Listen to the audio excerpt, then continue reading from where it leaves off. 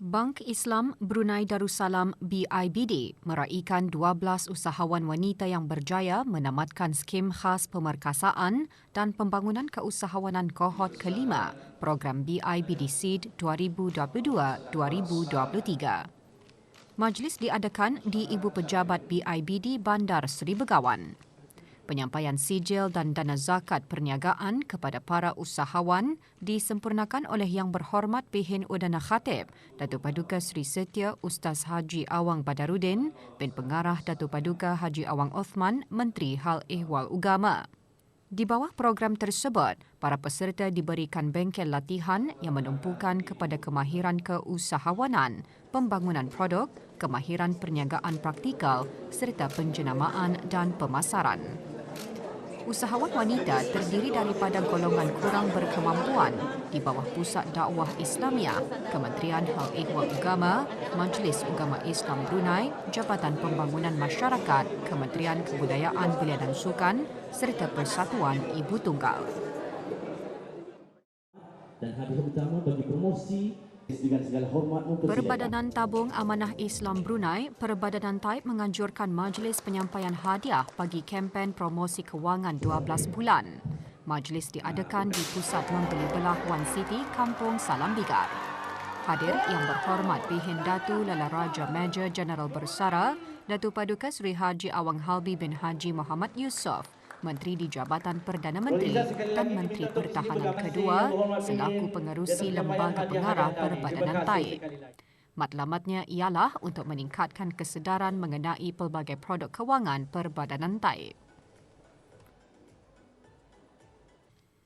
Ekonomi digital penting dan menjadi keutamaan dalam agenda Komuniti Ekonomi ASEAN AEC yang dapat menggalakkan ASEAN untuk terus mengekalkan momentum yang terbaik ke arah membina ASEAN yang lebih bersepadu secara digital dan lebih kekal berasaskan peraturan dan kedaya saingan di peringkat global. Perkara itu digariskan oleh Menteri di Jabatan Perdana Menteri dan Menteri Kewangan dan Ekonomi kedua semasa menghadiri mesyuarat Majlis Komuniti Ekonomi ASEAN AECC ke-23 di Jakarta, Indonesia. Yang Berhormat Datuk Seri Setia, Dr. Awang Haji Muhammad Amin Liu bin Abdullah turut menekankan mengenai rentas sektor penyelarasan dan dialog perlu diadakan terutamanya di bawah inisiatif kelestarian AECC yang memerlukan kerjasama erat antara kerajaan dan pihak berkepentingan. Mesyuarat dipengerusikan oleh Tuan Yang Terutama Airlangga Hartarto, Menteri Penyelaras Hal Ehwal Ekonomi Indonesia.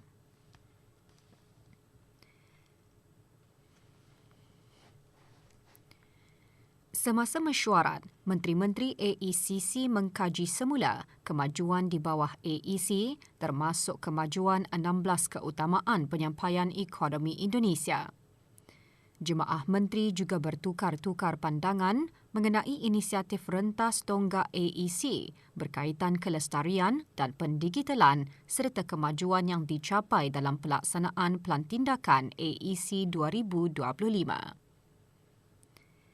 Menteri-Menteri AECC juga bersidang untuk mesyuarat retreat khas dengan menteri-menteri terlibat dalam perbincangan dan bertukar-tukar pandangan mengenai agenda AEC pasca 2025, terutama dalam melakar wawasan integrasi ekonomi ASEAN secara strategik bagi tempoh 20 tahun akan datang.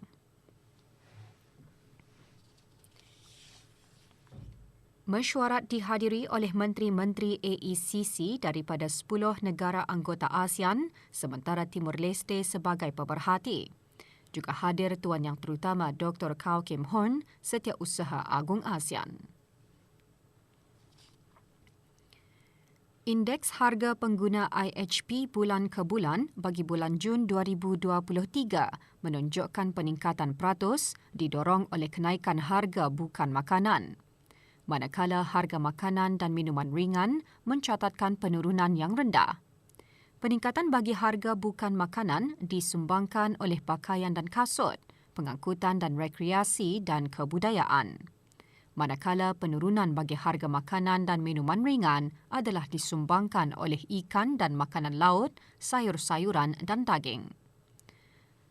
Peningkatan tahun ke tahun bagi harga makanan dan minuman ringan adalah disebabkan oleh kenaikan harga seperti beras dan bijirin, susu, produk tenusu dan telur dan daging.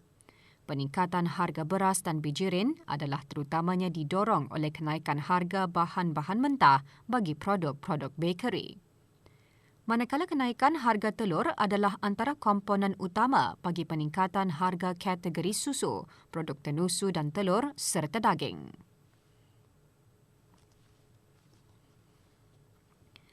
Walau bagaimanapun, peningkatan tahun ke tahun ini diimbangi oleh penurunan bagi harga bukan makanan seperti perhubungan dan pengangkutan. Di samping itu, harga pengangkutan menurun adalah terutamanya disebabkan oleh penurunan harga tiket penerbangan dan harga kereta.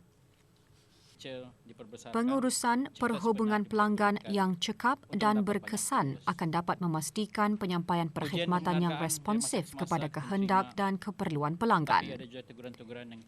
Perkara tersebut ditekankan oleh Setiausaha Tetap Kementerian Kesihatan semasa majlis pelancaran program latihan perkhidmatan pelanggan. Program anjuran Kementerian Kesihatan itu diadakan di Dewan Al-Afiah Kementerian Kesihatan.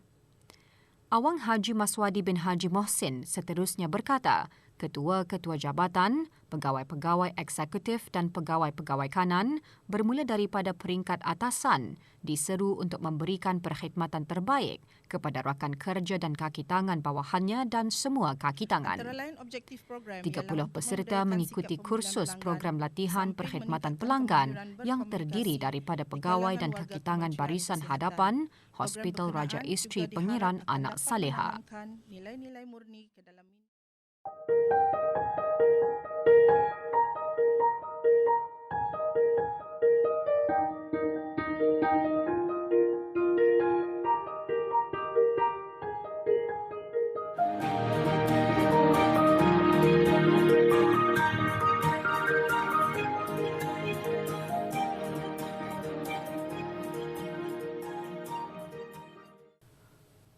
Mempunyai kelulusan dalam bidang building craft dari Institut Pendidikan Teknikal Brunei Kampus Nakhoda Ragam tidak menghalang minat dayang Nurul Amirah binti Hamid untuk melihat dan mempamerkan kebolehan yang ada iaitu kemahiran menggubah, menghias gubahan hantaran untuk majlis-majlis terutama bagi majlis perkahwinan dan majlis pertunangan.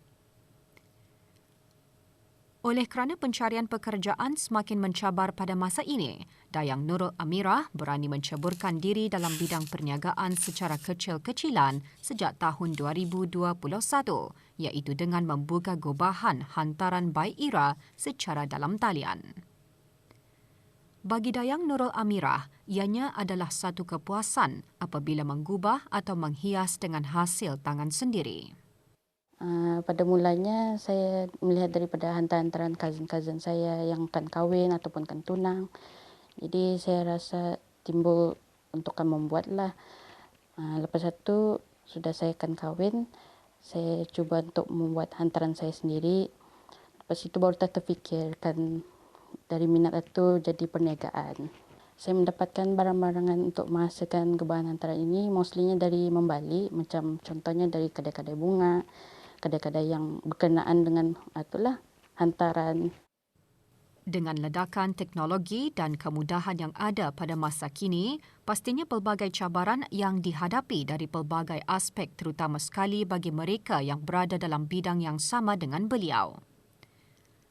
Memiliki perniagaan secara kecil-kecilan, Dayang Nurul Amirah juga tidak dapat lari dari saingan di luar sana. Bagi pandangan saya, di luar sana mempunyai hasil, idea-idea yang berbeza dan juga keunikan mereka tersendirilah. Jadi saya merasa tercabarlah untuk ingin belajar lagi mengimprove dengan keunikan saya sendiri. Kadang saya lihat dari Instagram gubahan yang di Brunei ataupun maupun di luar negara lah. Jadi saya terasa terinspirasi dan kagumlah untuk buat lebih baik daripada yang sebelumnya. Dengan gubahan hantaran By Ira, Dayang Nurul Amirah berharap di masa akan datang akan dapat mempunyai showroom dan pembantu sendiri. Selain daripada menjadikan ianya sebagai satu mata pencarian bagi membantu keluarga, Dayang Nurul Amirah berharap agar mereka di luar sana berani mencuba menceburi dalam apa saja bidang perniagaan dalam sama-sama mempelbagaikan ekonomi negara di samping memberikan manfaat kepada diri sendiri. Pada mereka yang berkeinginan menempa hasil gubahan Dayang Nurul Amirah, bolehlah melayari Instagram @gubahan_hantaran by Ira.